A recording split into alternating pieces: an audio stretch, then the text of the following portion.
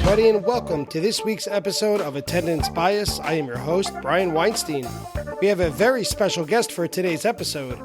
For the most part, Attendance Bias is focused on fans of the band, and each fan tells his or her story. But once in a long while, a person directly associated with the band will come on the podcast, and that person will talk about their history with Phish and break down a special show or a jam. For example, Tom Marshall has been on the podcast, Sue Drew, who was the band's A&R rep at Elektra Records. She told her story, and today's guest ranks right up there in his ability to tell about Phish from the inside out. All that said, today's guest is a member of the Giant Country Horns and current trumpet player for Roomful of Blues, Carl Gerhard. Carl chose to tell about his gig with Phish at the Arrowhead Ranch, New York on July 21st, 1991.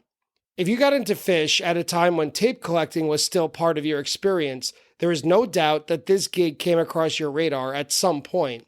It was the midway point of the July 1991 Horn Tour, and you could tell just by listening that the band, the full band, horns included, was feeling it full throttle. And aside from the music, though, a main goal of this podcast is to help the listener feel as though he or she is right there with the guest, feeling and experiencing the show that's being discussed. What makes today's episode special is that Carl is able to get us backstage and on stage with Phish as he tells us about the conversations and decisions that led to the Horn Tour in 1991 and what it felt like to collaborate with Phish and other members of the Giant Country Horns. But even more important than anything is that Carl was extremely generous with his time and with his words, welcoming us into the world that was Phish Tour in the early 90s. So let's join Carl Gerhard to talk about Tony Bennett, life in the Navy, and the 48-hour practice marathon rehearsals as we discuss Phish's show at Arrowhead Ranch from July 21st, 1991 in Parksville, New York. Carl, welcome to Attendance Bias. Thanks for being here. Thank you, Brian. I appreciate it. I'm so excited to talk to you today for a multitude of reasons. And I have to tell you right off the bat that the conversation that we're having right now with Carl Gerhard is kind of the fulfillment of a quarter-century-year-old dream of mine, because the show that you chose to talk about today, July 21st, 1991 at Arrowhead Ranch, was one of my first tapes, one of the first tastes I ever got of Phish. So to speak to someone who not only was there, but had a major hand in developing some of my favorite music for a quarter century of my life, I got to tell you, it's a real pleasure to have you here. That's nice of you to say, Brian. We had a blast playing all those shows on the tour. That was really a lot of fun. I know that your connection with Phish began with a friendship with Page. You guys were friends in the mid-'80s, and then you got to know Page, and he got to know you. When Phish was getting together, were you on the inside of that? Were you like a sounding board for him? What was your relationship like when Phish was getting going? Well, Paige and I go way, way back, actually. Back I think we were 11, 12 years old, and we would do a lot of jamming at each other's houses. And, we did a lot of music together. And then, going through high school, and he went off to college, and then I ended up joining the Navy and joined the Navy band. So when I was on leave, I would come home to New Jersey, and he would be on break from college, and we'd always get together and jam. And then I had gotten stationed in Newport, Rhode Island in the late 80s. Page was in Phish by that time. So when they were coming down to New Hampshire, he gave me a call and said, "Hey, come on out. I'm playing this new band." And one thing led to another, and that's went out to see them. I think the first time I got a chance to play with them was in November of '88, and that's how the whole relationship began with Phish. So he had already been in the band. I mean, we had stayed in contact. But the first opportunity was for me to play with them was in 1988.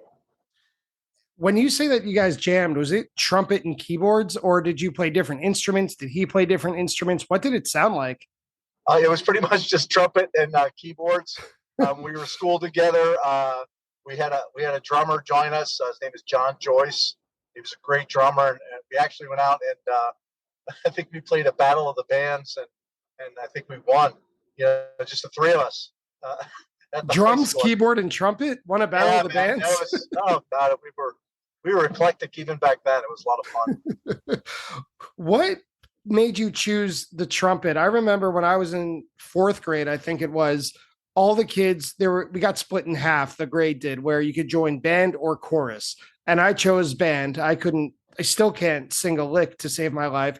And I chose to play the clarinet because it had nothing to do with music. I like that the horn itself could be folded up into a bunch of little pieces. This long, big instrument could be broken down into like 7 different pieces and held in this tiny little suitcase. That was all it meant for me. And then I joined the drums where I found myself musically. So I was just curious, what is it about the trumpet that allures you?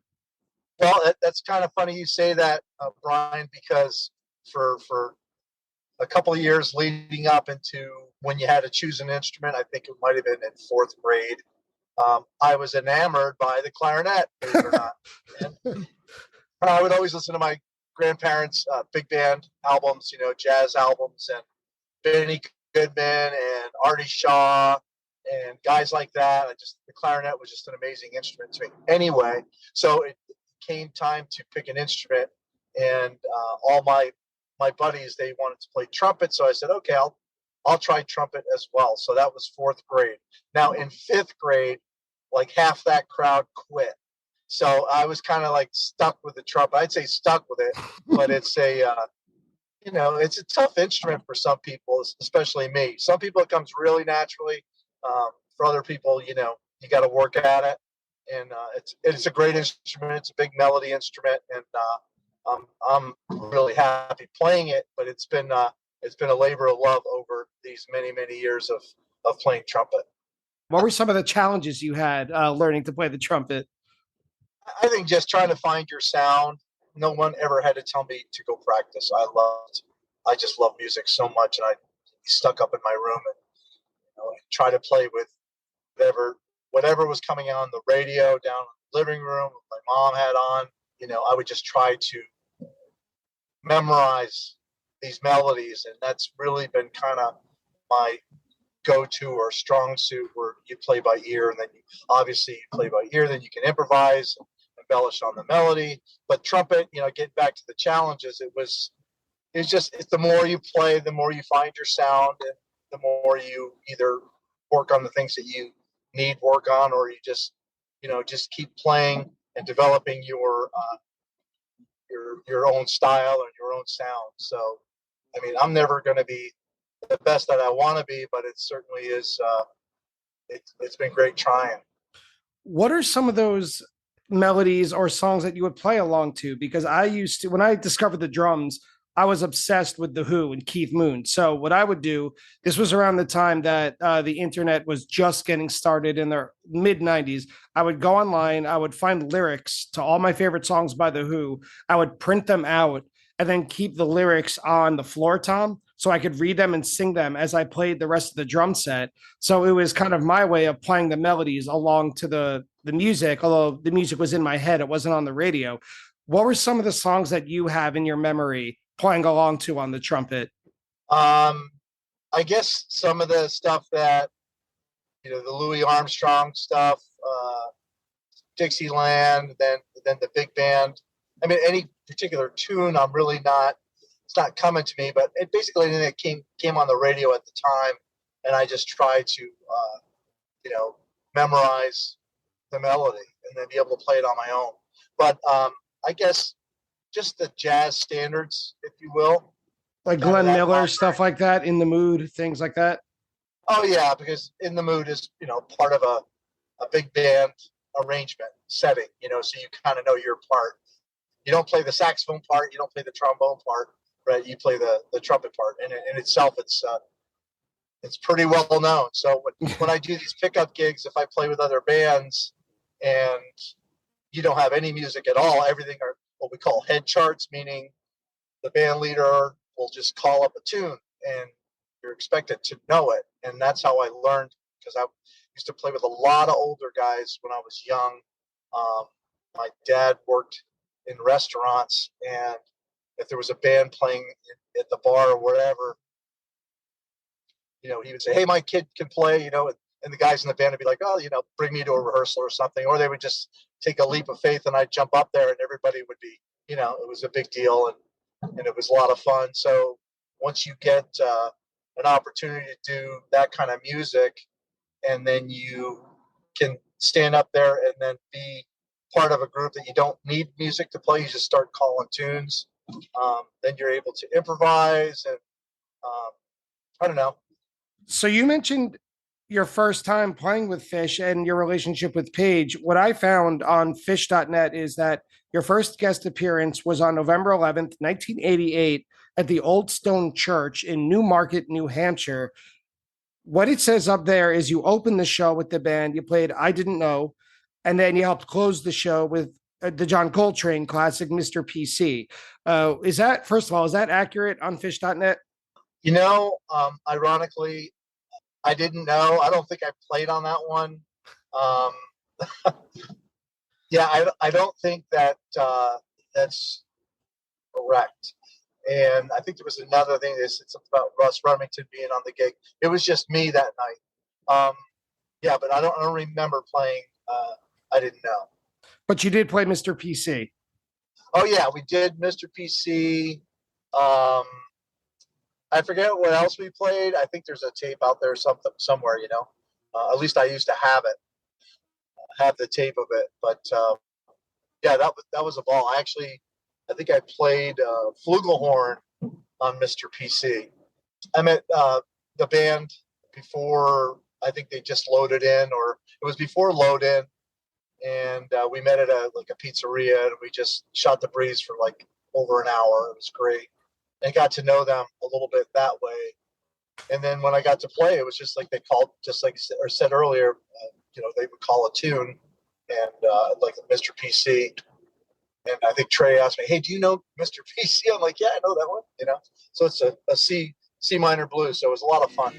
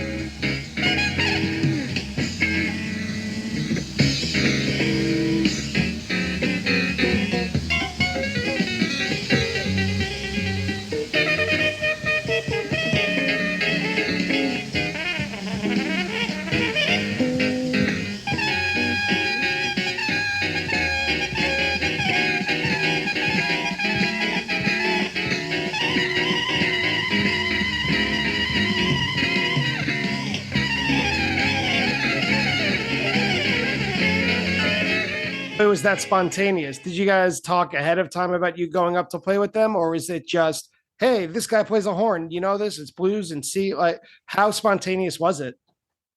I don't remember all the details, Brian, about that. I know we did talk about, hey, we were thinking about doing this or that. It wasn't a total surprise. I just remember how, when I went up there and at what stage of the gig that I got called up to play.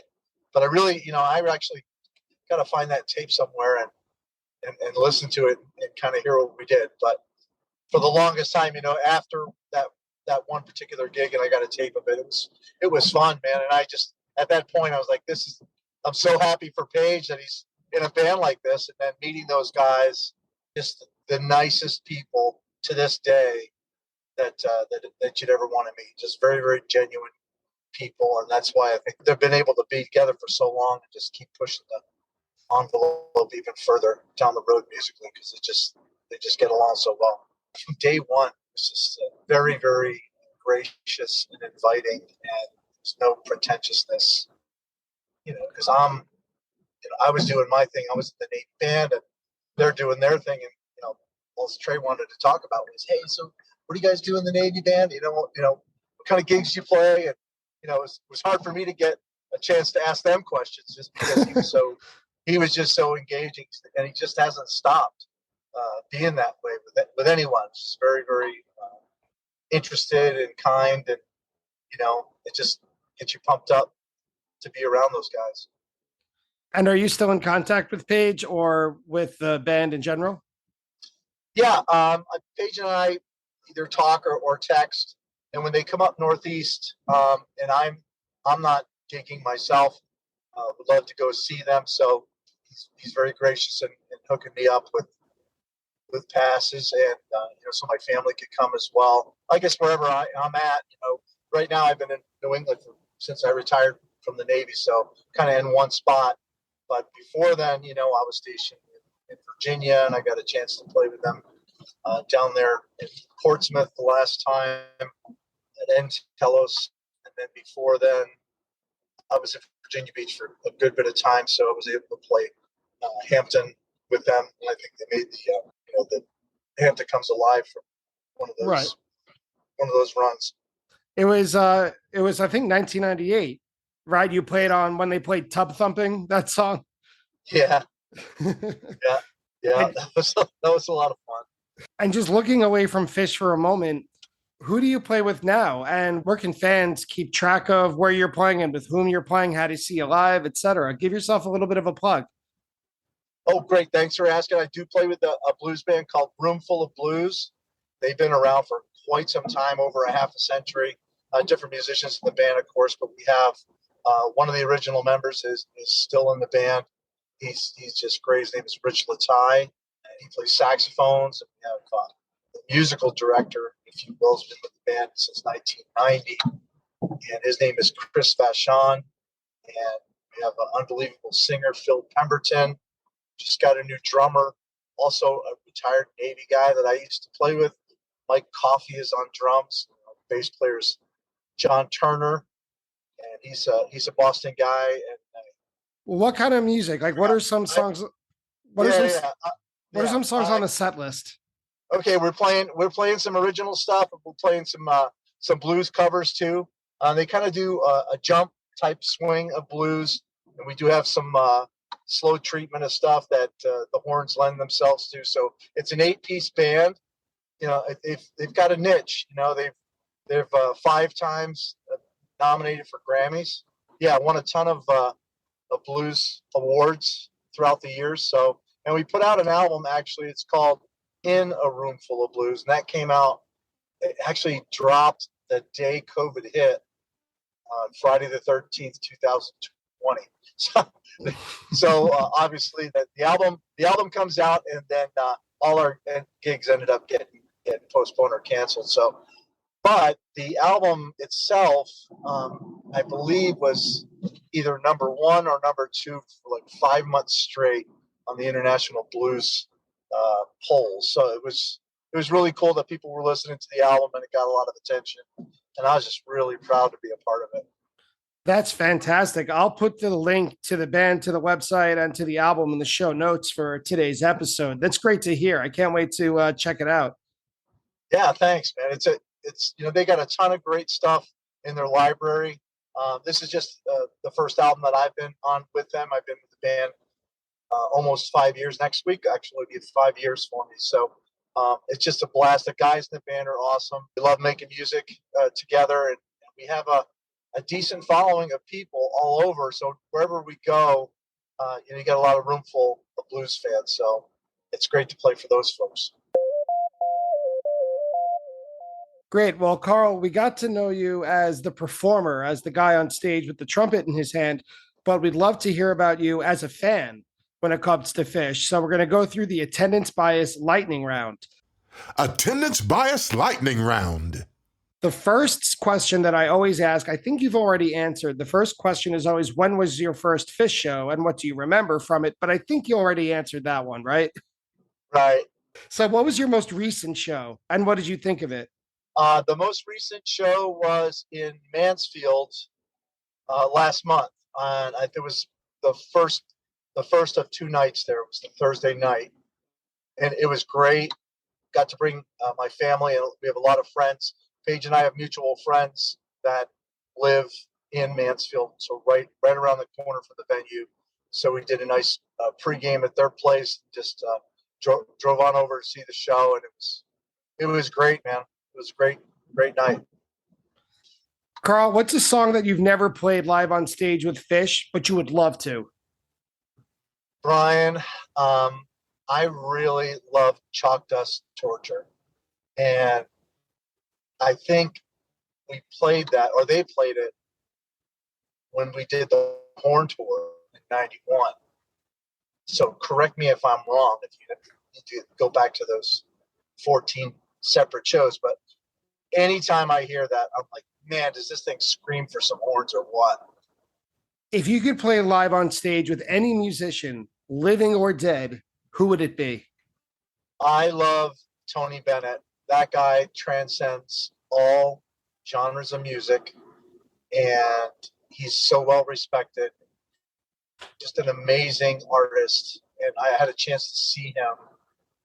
My wife and I went to see him when we lived in New Orleans in the early '90s, and the guy was just incredible. And he just had a trio, and all I could think of is, I would love to be up there to make it a quartet. Just sit back on my flugelhorn and play. He was talking about tunes like the Great American Songbook. It was just one song after the other. And I know a lot of folks do this at Phish shows. They write down the set list, right? Mm-hmm. I was up there just jotting every song down. He must have sang over 30 songs that night. It was just incredible. And so that's the guy I would, unfortunately he's failing now, and he's dealing with some dementia. But when he gets on stage, it's like he's a different person. He just can belt out these tunes, these lyrics. He's still in full voice. He's over 90 years old, and just an incredible musician. So that would be the guy I would love to play with. What are some artists or more recent songs that you've been listening to? Who's on your playlist lately? If you're on a long road trip to go to a gig, who are you putting on the radio? I'm in a blues band, but I love listening to Stevie Ray Vaughan. Cool. I really think as a trio, when he was playing as a trio, or when he had keyboards as a quartet, that driving groove that those guys had with no click track, right? I know a lot of bands don't use click tracks, but a lot of bands do use click tracks. It's basically to keep the tempo consistent, right? You being a drummer, you know what I'm talking about. Yep. But those guys, just I could watch and just listen to them. It's amazing the groove and the sound that they got, and I just love the way he plays. So to me, I can listen to it and not dissect it, right? The hard part about listening to me for music is I start dissecting the music, right? Mm-hmm. But it's strictly for pleasurable purposes. But if I get myself wrapped up into what they're doing and how's the recording, can you hear everybody equally, that whole thing, instead of just letting the music bring you happiness and joy, right? So something like that I could just turn on, and it never gets old to me. And finally, the last question I wrap up every lightning round with, Carl, what is the weirdest thing you've ever seen at a Phish show? Well, it wasn't at one particular show. It actually was a culmination of shows, and it started early because and I'm going back to when we toured with them.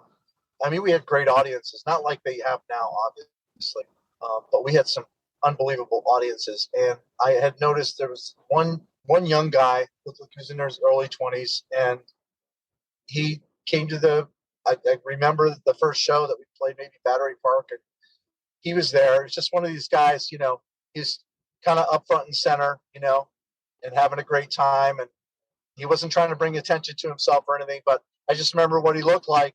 And because the next gig and the next gig and the next gig, and like it seemed to be, I don't think he came all the way to Atlanta, but this guy was at every show. And that was, for me, I'd never seen that, like, what are you doing? you take the whole summer off to come see this band. I mean, you recognize people in the audience a little bit, but remember, the lights are on and you don't see everyone. But this particular young guy was coming to all the shows, and I had asked him, I said, hey, didn't I see you? He goes, yeah, man, I'm coming to every show. I said, that is unbelievable. I think that is just great. So I don't know if that's the weirdest thing, but that was certainly aha moment when you're like, man, this band is really going someplace because you felt it. You knew that this was something really special. When was this show played?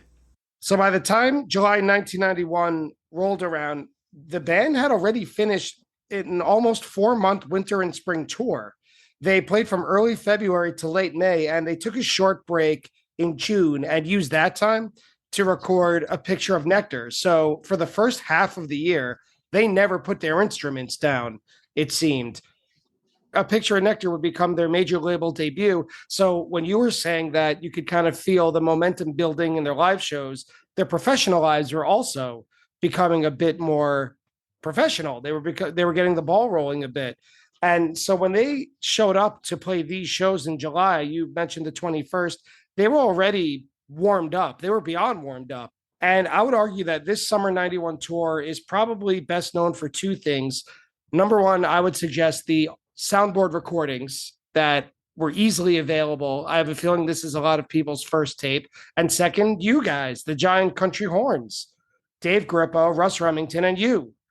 And you guys played with Phish for a handful of dates, beginning in Battery Park, like you mentioned before, and ended a week after today's show on the 27th in Atlanta.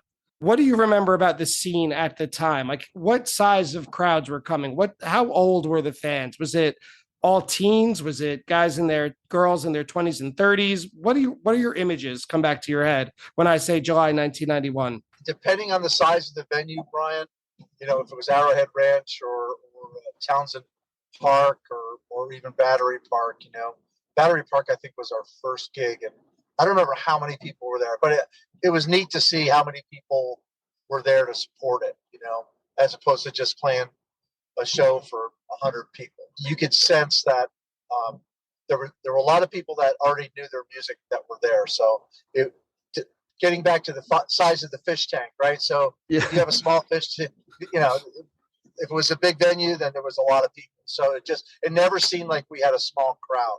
If it was a large venue, then it just seems like we had filled it up. People come out to see us, and there was like the Arrowhead Ranch shows. There were more bands on the bill than just us. But it would seem when we came on, it just seemed like the crowd even grew larger, and people were there really to see Phish. So that was pretty cool. It seems like that from the video, because there is video footage on YouTube of this gig, and the guys who were wearing shirts were wearing Phish shirts. Yeah. So getting back to I think a lot of younger folks our age at the time, in their 20s, not a lot of older folks. My parents actually came to one of those shows, which was pretty cool. And my sisters and my friends from high school, friends that were mutual friends of Paige and myself. So that was kind of neat. And a friend of ours, Randy Pappas, had taken a bunch of photos, which they're really, really good color photos of that show. So they're out there somewhere. When I was writing up these notes, I'm an English teacher, so I'm a stickler for words. I wrote that the horn section changed the sound of so many already great Phish songs, but I stopped and I erased the word changed, and then I wrote enhanced. Oh, and yeah. That's something that really grabs me. Even I was listening to the show today just to get ready to talk to you, and it was just so impressive how it wasn't just a novelty. It really felt like Phish was a band who had a horn section, and for the rest of their career, they just didn't tour with the horn section. Like you guys were so organic as part of it. How did that go, those conversations about where to add horns and how to add them?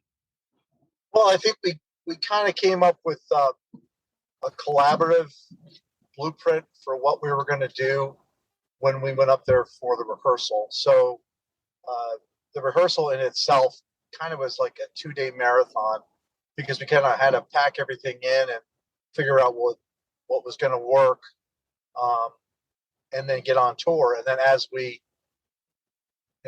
got on tour, once we got on tour, we were adding songs, and a lot of stuff that we did And there were some repeats like, Susie Greenberg and Cavern and a couple others, but I don't think we ever did anything the same way twice.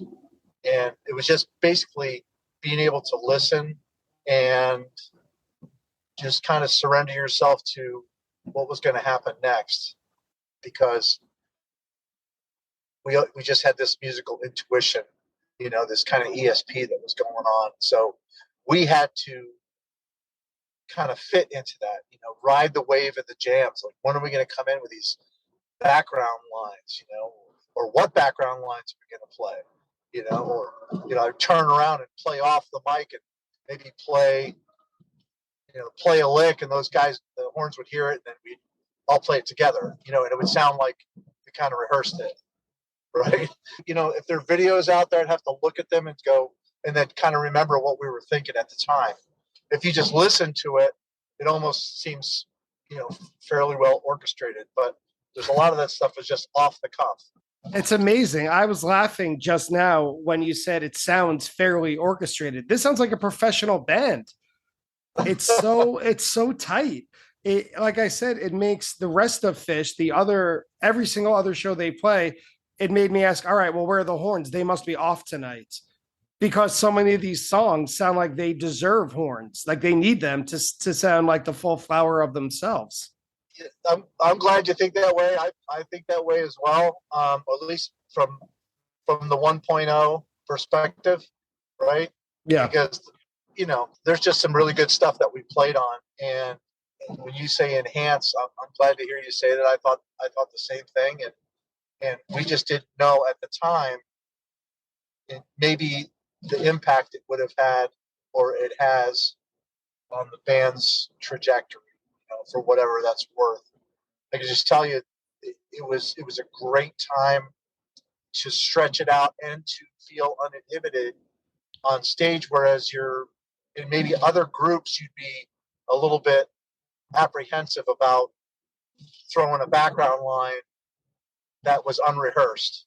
You know what I mean? Mm-hmm. And it just, I think, even if we tried something that maybe didn't work perfectly, we kind of got away from it quickly enough where it didn't sound like a big mistake, and it just makes you more confident. And it's almost like you're thinking as, at least the horns were thinking as one solid mind, whereas we're playing whatever licks they were, whether they rehearsed or not, and then being able to throw some harmonies in there at the same time, and then seeing the reaction of the band. That's another thing, when Trey turns his head and he looks at you smiling, it's like, all right, let's do it, or let's keep going, and just hearing what the four of them are doing, with the peaks and the valleys of the tunes. So I think, as far as part of the open jam moments, right, or wherever the tune was going, certain tunes were fairly structured where they had a beginning and the end, and they weren't as long as maybe they're doing them today, right?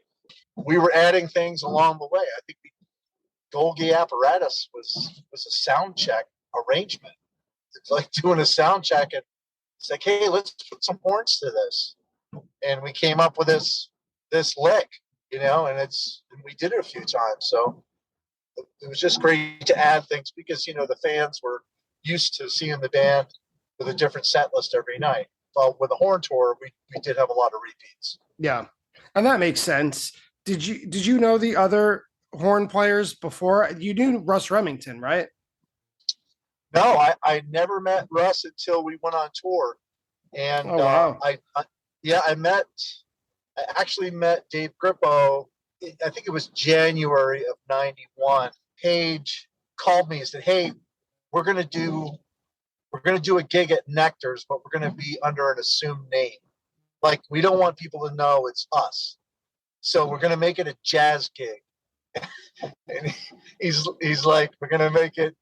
We're gonna call it the Johnny B. Fishman Jazz Ensemble, right?" So he said, "Come on up, and Dave Grippo is going to play sax, and you play trumpet, and we're just going to play a bunch of jazz tunes." I was talking earlier about Great American Songbook and head charts and stuff like that. So anyway, we got up there, and we didn't rehearse. We just played the stuff that Trey called, the jazz tunes. And I guess after maybe 45 minutes, an hour, like kind of word got out that it was actually Phish there. So then we had this huge crowd in Nectar's, but we just played jazz stuff. We didn't play any Phish music, and it went over great. So the next day I stayed with Paige at his apartment that night. The next day I talked to Trey and he's like, hey man, how much time, because I was in the Navy, and he's like, how much time can you get off this summer? We want to go on tour with horns. So I went and asked my boss at the time. I said, hey, I got this opportunity, while I'm on my summer break, I'd like to have it extended and I'll play with this band, and trying to explain to him. And he couldn't go to the internet and look up Phish, right? Of course. So, but he kind of, luckily, I'm a trumpet player. So in a Navy band, you've got 6 or 7 or 8 trumpet players in the band that you can fill out a concert or a ceremony or whatever needed. So they allowed me some extra time to do this tour. That's why our rehearsal was just like a 48-hour blitz of trying to learn all their stuff. But they had sent tapes down to me for tunes and possible arrangements. So we were able to get some things figured out before we got up there. And Trey had written out like Split Open and Melt. I think he wrote that whole composition out. So we had that to read. And there was some other stuff too. But a lot of the stuff we just came up with at the rehearsal, just write stuff down. And we went from there. Of all the shows that you've played, of all the shows that you've seen, why pick this one, July 21st, 1991, to talk about on the show? Why do you have attendance bias toward it? I think because recently, I guess last year, was the 30th anniversary of that tour. And I just remember those 2 nights there at Arrowhead Ranch were just an amazing experience, because they were just full-blown days and great nights of playing. So I think that's why it kind of stands out, and being close to the anniversary of that tour makes it even more special. Set 1. Well, let's dive into the show. The first set opens with Cavern, and it seems to me as a listener, I would use the word obviously, but hearing you talk about the practice, maybe I'm wrong. I wrote that it's very clear that this is practiced and charted out. I love that the band plays the chorus twice without the horns, and then after the first pause with Fishman, the whole horn section joins in. Like, you guys added to the character of the song, not just as some sort of novelty. It was wonderful to hear, and it kind of lets the listener know what you're in for.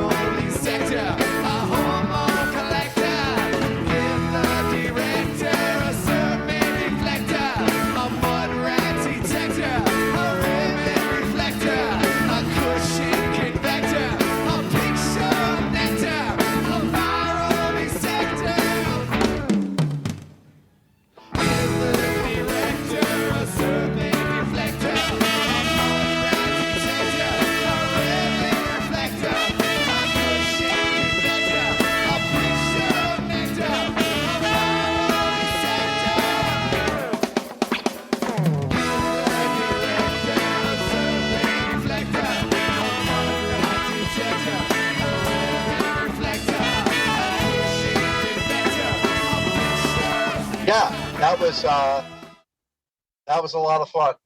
The Cavern was great. And it's not just what to play, but when to play it. It adds a lot as the listener. You don't think about it the first time. You mentioned talking about, I think it was Stevie Ray Vaughan, that when you listen, you just try to listen to it, enjoy and not analyze and break down. I think a lot of Phish fans have that same thing, where we're so used to analyzing and breaking down the music, but the first time you just want to listen and enjoy it. And Cavern is one of their songs that's easy to listen to and enjoy. It's a great song. It's, a little funny story about playing Cavern, Brian, and I think we played it a few times throughout that tour. I don't know, maybe it could have been Paige asking me, or Trey saying, "Hey, man, you got one of those wah wah or plunger, mutes?" And I'm like, "Well, no, because I brought my horns for the tour, and I couldn't drive back to Rhode Island and get anything more." So I said, "Well, I've got an idea," and so we took old soda bottle, the 64-ounce soda bottles, right? So Chris Carota, I'm like, "Who's got a knife?" And Chris is like, "I got a knife." So Chris grabs a Coke bottle and he cuts off, 2 inches from the bottom of the Coke bottle, right? So now I've got a makeshift plunger, as it were. And it was just funny because we go to the next show, and the next time we play Cavern, well, guess who doesn't have the makeshift plunger? So Kuroda's got to go get another soda bottle and cut it. And I think he must have done that every time we played it. He just happily went and grabbed the bottle, and it was part of his gig now. Not only doing lights, but he got me the wah wah for Cavern. Jack of all trades. Yeah, man. And the next song was Divided Sky, which I was thinking about it. The horns follow the really complicated Mary Had a Little Lamb part right toward the beginning. I thought that this must have been incredibly difficult to learn and pull off. Or was it? I mean, the time signatures themselves in this song are hard to learn and play and make sound smooth, but the rhythms are also very difficult. Do you remember your rehearsals or performing Divided Sky? Yeah, I think we rehearsed that at the band house in Winooski before the tour. So we had it under our fingers, as it were, using musical jargon there. But really, the lion's share of the passages were the saxophones, right? Mm-hmm. And then, I mean, we all had input, right? We were all playing on it, but there were some things that, thank goodness it was saxophones playing those lines and not a trumpet, Divided sky, the wind blows high. Divided sky, the wind blows high.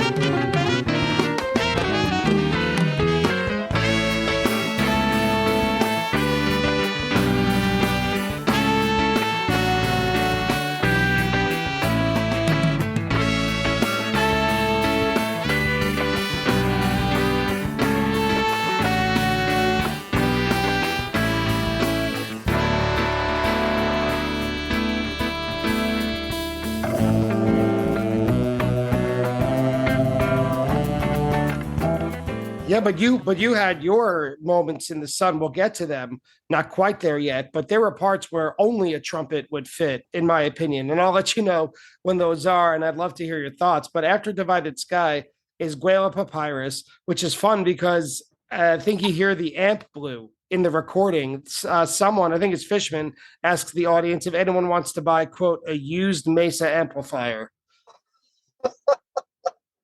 Oh, man. After that is Poor Heart, which is standard. It's good, but it's the same as it always is. And then you mentioned this song earlier, Split Open and Melt. The word this time that I used to describe the horn section is complementary. Like you're not echoing the main melodies like you were in Divided Sky. It's like different harmonies to change the character of the song entirely. Do you remember how those came up? Did Trey write them, or was this more of a collaborative effort? Oh, Trey wrote those, and I think he had written them a while back prior to the tour. So it was basically knowing your part. And we had music for the tour. The music was more of a blueprint. It was basically, hey, this is what we're going to do. It may not stick to this form, but Split Open and pretty well orchestrated there. Trey did a great job with the arrangement. So that was fun to play. And then after that is the Lizards, which has more horns at around 1 minute. my only note is this is so fun because there's like a mariachi Latin jazz inspired horn part, which if you heard Lizards by itself without horns, you would never think to add something like that. It's so creative. Yeah, I think that just came about by happenstance. I think I just tried to play something that I thought fit. And if you listen to when the horns do come in, I just kind of play some riffs up top and exactly right, the kind of the mariachi style flavor to it. So that kind of stuck, and it seemed to work pretty good. Lifted up his visor, and he turned to me, and he began to sing. He said, I come from the land of darkness. He said, I come from the land of doom. He said, I come from the land of demons, from the land of Babu. But I never ever going back there. I couldn't if I tried. 'Cause I come from the land of lizards, and the lizards they have died, and the lizards they have died, and the lizards they have died, and the lizards they have.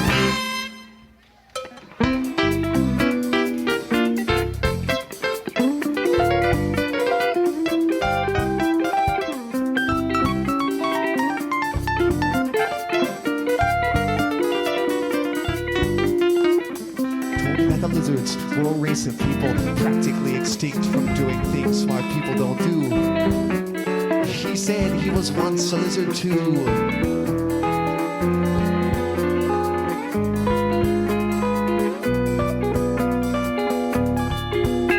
His name was Rutherford the Brave, and he was on a quest to save his people from the fate that lay before them.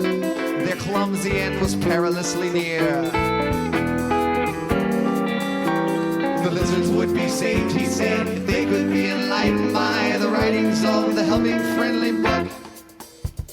In all of Prussia, only one existed, and Wilson had declared that any person who possessed it was a crook. He said, I come from the land of darkness. It worked out better than pretty good, if I may say so, and not try to correct you, but just expressing my passion for it. The vocabulary, the adjective that I put in for lizards is spicy. It sounds like a really good mariachi band in a sense, but mixed with this kind of progressive rock song about a strange race called lizards. And this, the Gamehenge song, I think it was even pushed so far that it was a showcase for the Giant Country Horns. Like, it's maybe my favorite addition so far this set. Yeah, cool, man. I agree. I think it was a great song to play, and it seemed like the horns really fit well. And after the lizards is, speaking of mariachi, is the Landlady. It's like made for a horn section, right? Oh yeah, that was a blast to play. And someone was playing percussion. Do you remember who that was? I couldn't hear it. Well, I could hear it, but I couldn't see it, obviously. Well, for Landlady, it was just Russell Remington on tenor sax and myself. And then Dave Grippo put his alto saxophone down and got on the congas. So he normally would play, that auxiliary percussion, whatever, congas, or I think that's what they were. They weren't bongos. They were congas. And I think that's out there somewhere on video. But that's an incredible song to play.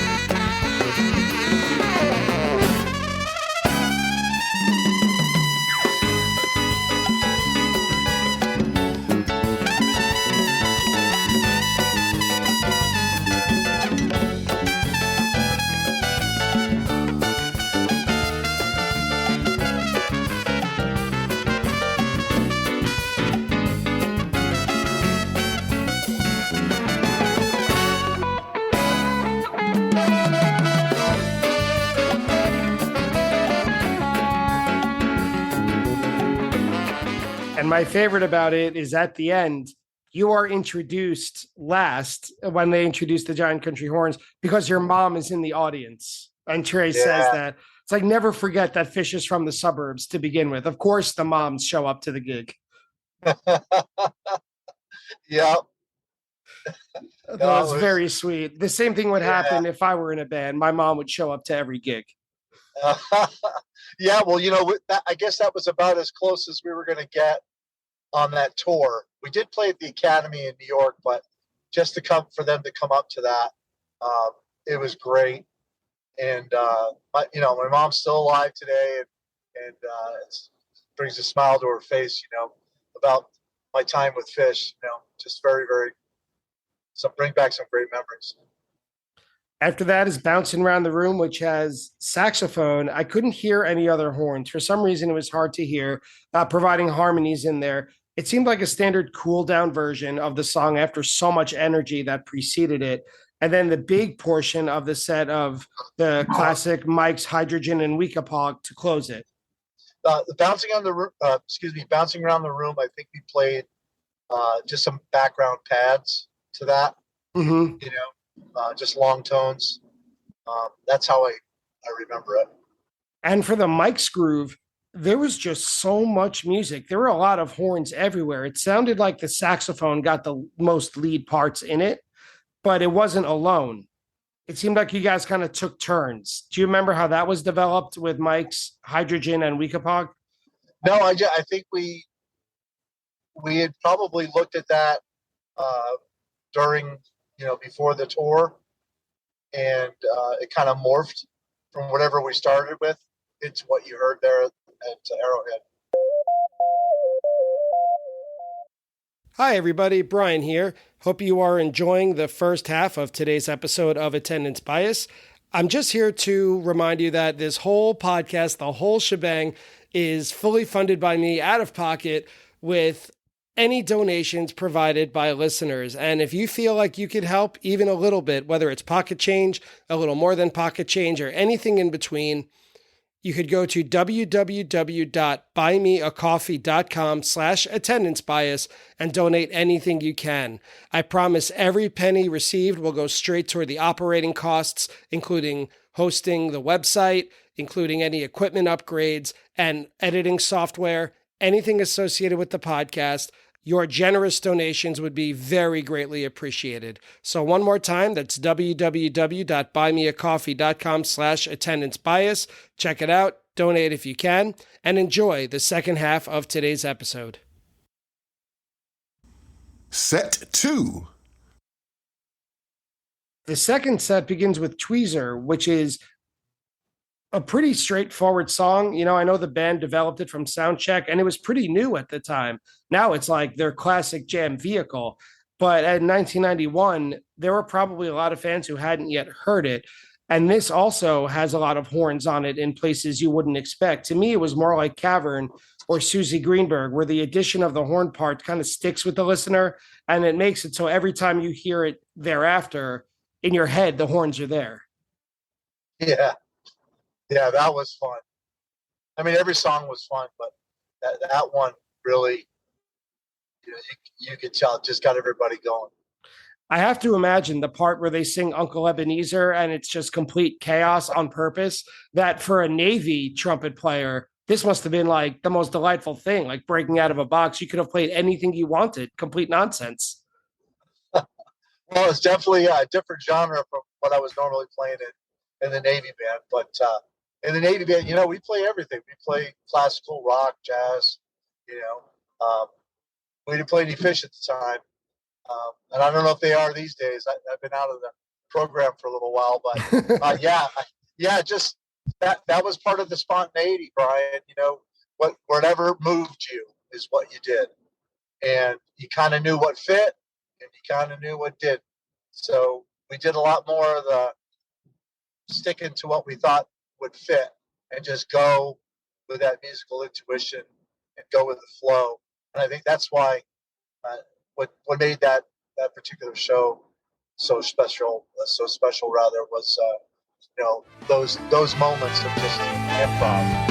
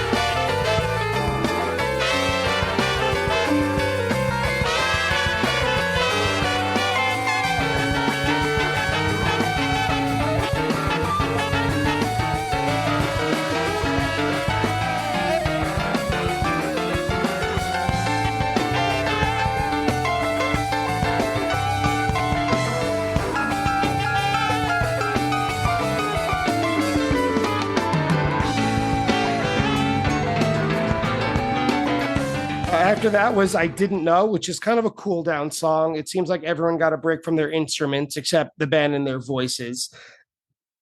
Complete with a vacuum solo, by the way, and Runaway Jim. The next few songs are kind of prime 1991 Phish.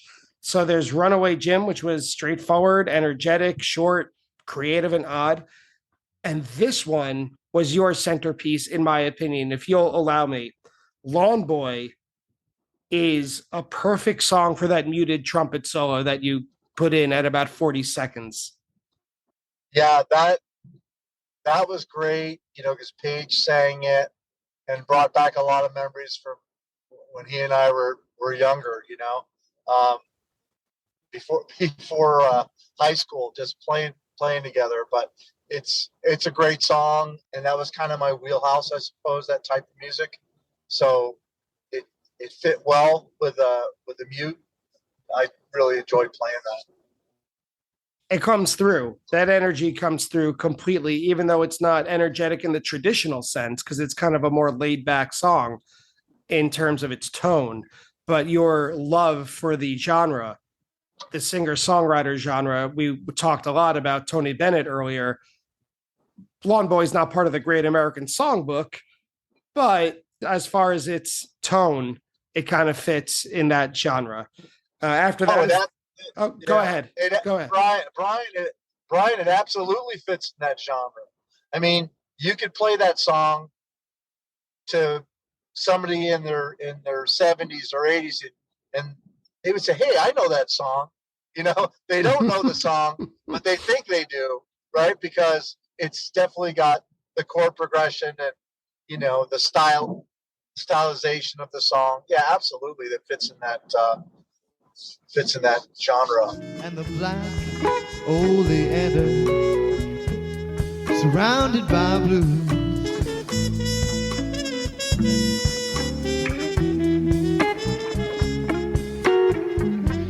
Get so overwhelmed by olfactory hues. Take it away, Lawn Boy.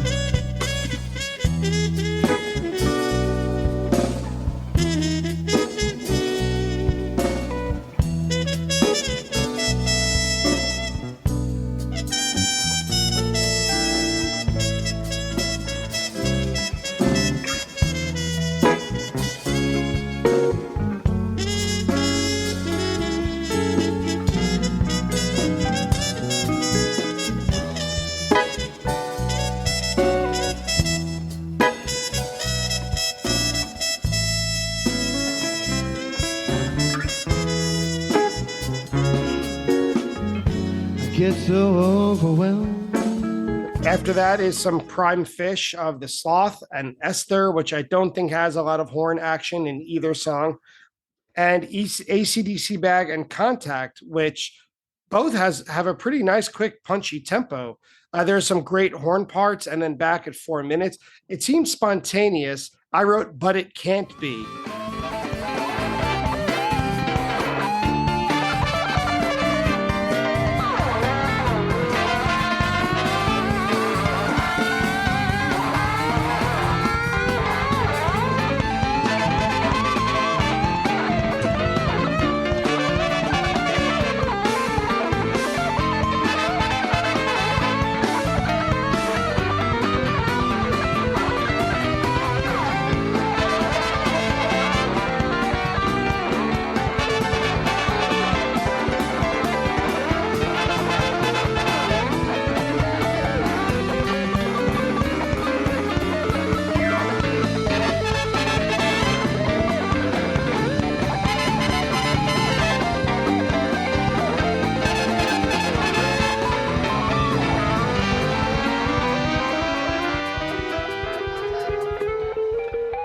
I don't know. Was there a Giant Country Horns band leader?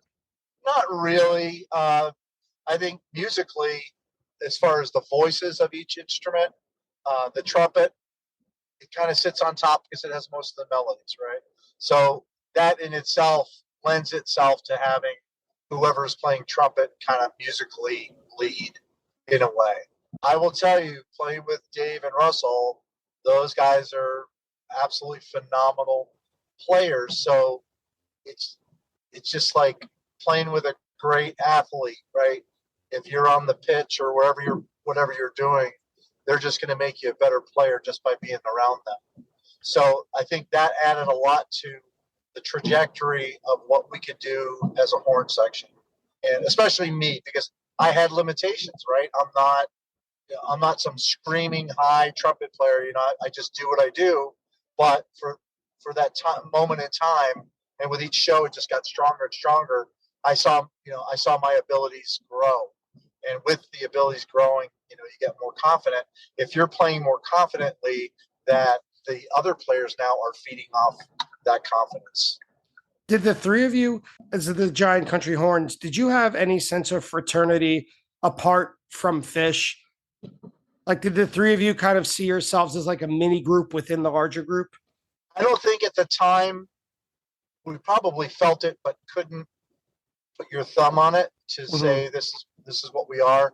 But certainly as the years have gone by, because of our affiliation with them, I think that's kind of strengthened the bond of the three of us. We've had other opportunities to play together, but the last time we played with Phish was on that tour. I played with the Trey Anastasio band in 2001. In July, they came through Virginia Beach, and Dave and Russell and Jen Hartswick, they were on the band at the time. So, and then I ended up coming out and sitting in for most of the show with them there. So that was another, great opportunity. What a super feeling, get back to playing with everybody, especially being up there with Trey again. So, but over the years, I think the connection that we have, the three of us, it's pretty darn strong, and we stay in touch quite often, just looking for another opportunity, when our worlds align, I suppose, because Russell's down in Texas and Dave's still up in Vermont. He's a music educator, so and I'm in Rhode Island. But we're looking forward to possibly another run one of these days. Well, I got my fingers crossed. Yeah. And after AC/DC Bag bleeds right into Contact, and I kept thinking in the back of my head, there's got to be a trumpet solo coming up, even though I've heard this track many times. It's new every time. And so I was listening to it with a special focus on the horns and a double special focus on the trumpet this time in preparation of speaking with you. And I was like, there's got to be, I expect a nice trumpet solo somewhere. And it's right there at the end, which is, again, Latin inspired progressions and rhythms. It was so much fun to play. I mean, I really, everything, all these tunes that we're talking about and how the show went, I just remember it being so much fun to play. Just looking forward to the next show. What's next, right? Yeah, and you guys, as a horn section, mixed in a lot of different styles, which Phish does, by the way. But as a horn player, it's not that easy to be as improvisational and to kind of jump from Dixieland to slow jazz to Latin jazz. It's not as easy as it sounds, because on the tape it sounds natural.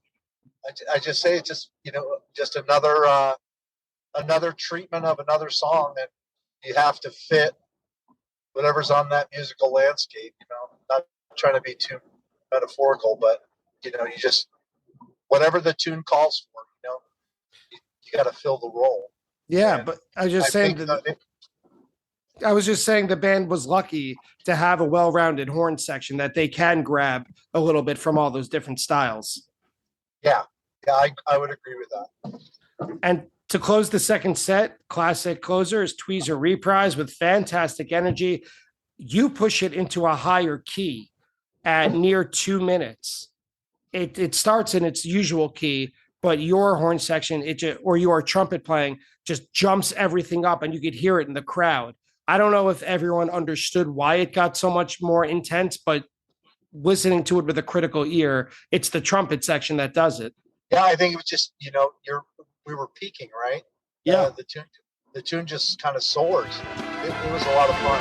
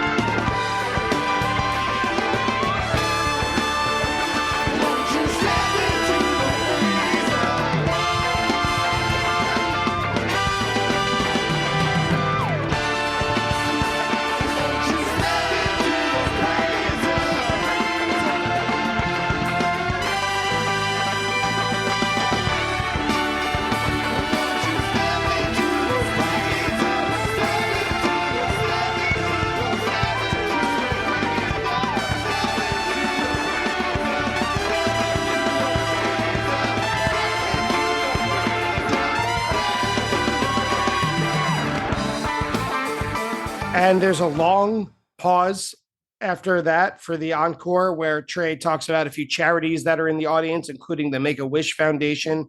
He gives an open invite to the Amy's Farm gig later that summer, which would become legendary in its own right. And then he calls out Gumbo. You could hear him say it, where the Phish.net has a list next to certain songs of what's called jam charts, where they pick out what they consider, the editors of the website, extra special versions of that given song with short descriptions. And the description of this Gumbo reads, with the giant country horns, this widely circulated Arrowhead Ranch version is a must hear. Why do you think it's a must hear? Or is it, in your opinion? I'm not sure about that. I mean, I probably would agree just listening to it. So that was really a lot of fun. It sounded great. And just made a whole bunch of musical sense, I suppose, and it was very exciting. And I think we were all playing at a high level, I suppose. And more importantly, we were playing together. You know, that's the whole thing. It didn't seem forced in any way, and that's basically what that song is. We didn't know how it was going to end. I think we ended like kind of a Dixieland fade out thing, right? Yes, that's how it ended. And it, like Trey just kind of looks over and smiles, and then the rhythm section, which is those guys, right? Are those guys? You know, they kind of fade out, and then it's just us, right? And it's like, oh, okay, it's just us. Let's do our thing, and it just ended like when you laugh about it on a gig when everything goes as planned, and you see just like rehearsal when there was no rehearsal. Right. Yeah, exactly. That's you know, when I look back at playing with Phish, we didn't have a lot of rehearsal time, and everything we pretty much did was on stage. So I think that's a testament to trust and what we were doing with the band, and that just instills confidence. Which, if the band is happy, those guys were digging it. We were getting better with it. We felt a part of the presentation, you know, and not some kind of add-on at the time, you know. And people can look back or listen for the first time, or maybe they just got into Phish and then they start listening to stuff that was back then, and you know, they might not have the same appreciation. It was just a time in the band's, you know, history, what we did, and they just continue to get better and better and step out, and it's just really great to hear what they're doing lately, and it was just so much fun to be a part of it back then, you know.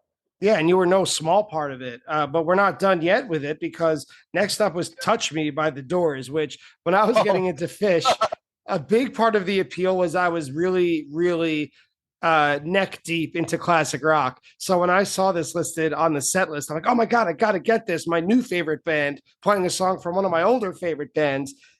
And I got to say, I know Fishman, it was kind of sung as a goof, but listening to it many years later, it's pulled off really well. Obviously, the saxophone is the centerpiece of the solo in the end.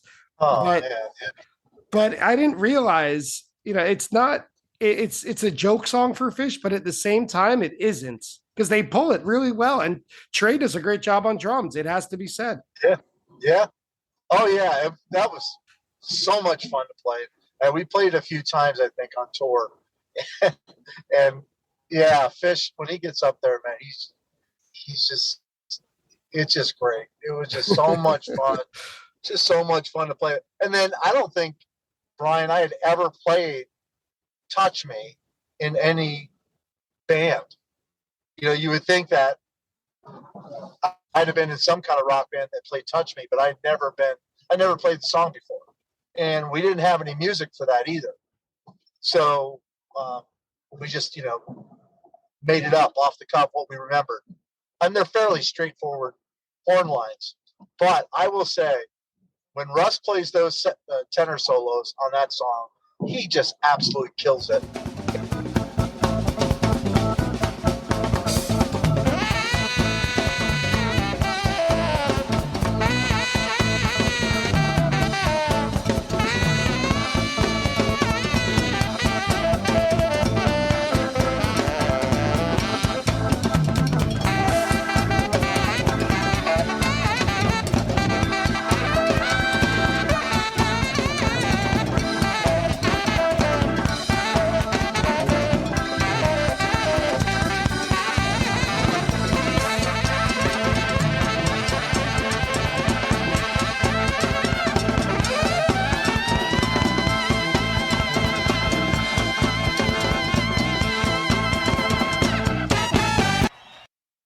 Yeah. It's so exciting.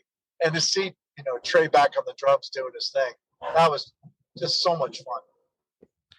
And so the show ends for another minute, but there's a second encore with Fee and Susie Greenberg. And Fee is a big time fan favorite. There's no horns on it.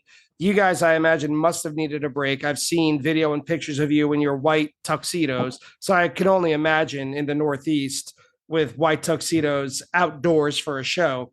But then Susie Greenberg, which I wrote down in my notes, probably the song most improved by the addition of a horn section.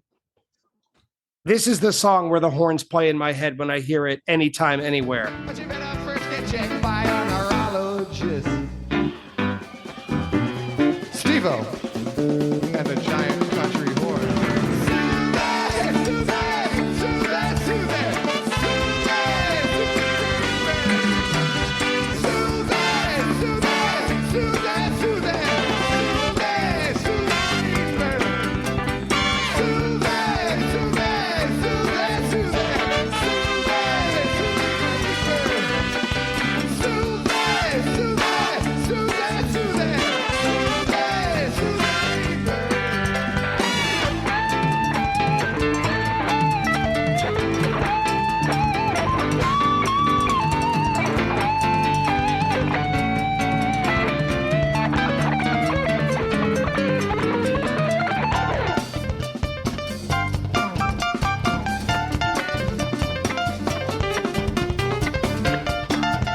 That is a pretty powerful piece with horns. And Brian, I'm gonna correct you if I may. Okay. Please. All right. Those white tuxedos, and there are probably a lot of black and white photos out there, but they are actually pink. The jackets were pink. Yeah, the jackets were pink and the pants were purple. And we can thank Paige for that, because when we were at the band rehearsal house, when we took a break, Paige went out to a thrift store and got 3 tuxedo jackets that were white, and he got 3 pair of like 80s cargo pants that were white. Okay. And he bought some dye and had the dye in these huge vats on the stove. And he had pink dye and he had purple dye. And he put the jackets in the pink dye and the pants in the purple dye. And man, we wore those jackets for 14 straight gigs without ever getting them dry cleaned. Oh, so they must have smelled awful. Oh, I don't know. Yeah. By the time we got to Atlanta, who knows? They probably just walked off. That's one thing I regret. I regret not taking my music, and I regret not taking my tuxedo home, because I think I left it in the back of Fishman's van, and I caught my flight home. But anyway, yeah, those jackets were pink, and the dye in the jackets would go through the shirt onto our skin because we were sweating so much. I'm not kidding you, man. And I think there was just we had one day where we could get some laundry done, and we washed our tuck shirts, but we couldn't wash the other stuff. But anyway, those were pink jackets. Well, Carl, Gerhard, I cannot thank you enough. While we were talking, I've stepped over my words so many times. I've never felt so excited to talk to someone who had such insight to one of my favorite shows that I've ever seen. So 1,000,001 thanks for you taking the time to come on Attendance Bias to talk about July 21st, 1991 at Arrowhead Ranch, giving insight as to being a musician, insight into what it was like to work with the members of Phish, and insight into just different tastes of music that a lot of fans may not be a fan of. So one more time, thank you for being here to have this conversation. Brian, I appreciate it. And I thank you for taking the time with me. And I'm glad our calendars worked out eventually. And yeah, and congratulations again on your marriage. And I wish you all the best. And I certainly look forward to meeting you in person at the next show we both can attend. And really, man, I really appreciate you having me on and give me a chance to just reminisce a little bit and to be able to listen again to that tour and specifically that show, because it did bring back a lot of great memories. And just it was a lot of fun. I said that a lot today, but everything was so much fun on that tour. Carl and I got mostly everything right, but it was still appropriate to look back and double check some facts and figures for today's attendance bias fact check. Attendance bias fact check. Carl's first show on November 11th, 1988 is available on Phish.in as a soundboard recording. However, the recording is incomplete. Even though the show is apparently 3 sets, the entire recording available on the site is just 1 hour and 9 minutes. Luckily for us, Carl's guest spot on John Coltrane's Mr. PC is part of the available recording. A link to that show is in today's show notes. Carl mentioned that his most recent appearance with Phish was at the Entellus Pavilion in Portsmouth, Virginia. That was on June 19, 2012. Carl played on Party Time in the first set. It should also be noted that, including his appearances with the Giant Country Horns, Carl is the most frequent on-stage guest with Phish in the band's history. And just to remind you, Carl is currently playing in a band called Roomful of Blues. The link to their site is in today's show notes. You can find them at www.roomful.com.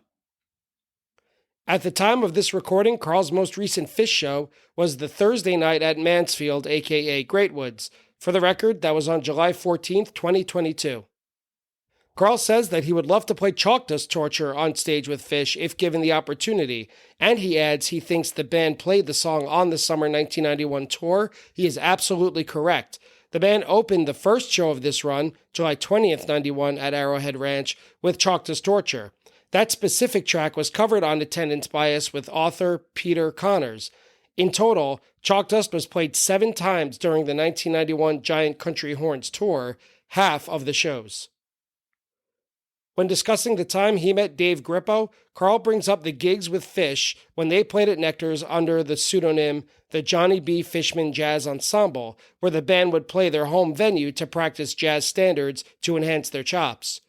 According to Phish.com, there were only 2 Johnny B. Fishman Jazz Ensemble gigs, January 20th and 27th, 1991. The Phish.com description of the January 27th show reads, quote, "This was the second of 2 January Johnny B. Fishman Jazz Ensemble shows at Nectar's. The Johnny B. Fishman Jazz Ensemble, up until this point, generally consisted of Trey, Phish, Mike, and Page, plus Russell Remington on tenor saxophone. They were joined at this show by Dave the Truth Grippo on alto saxophone and Carl Gears Gerhard on trumpet. The setlist is unknown. According to an interview with Carl the next day, Trey asked him to join the, as yet unnamed, Giant Country Horns for a summer tour with Phish dubbed the Horn Tour." Moving a little bit forward in time, the date that Carl joined the Trey Anastasio band on stage was July 30th, 2001 at the Virginia Beach Amphitheater. He joined the band for their full show. And that's it for today's episode of Attendance Bias. I'd like to thank Carl Gerhard for coming and being so generous on today's interview. I'd like to thank Phish.net for their help with the fact check, and Phish.in for the recording used in today's episode. If you enjoy Attendance Bias, please follow it on social media, mostly on Instagram and Twitter. If you reach out and say hello, I'll send you a free sticker. Thank you again for listening, and I'll see you next week on Attendance Bias.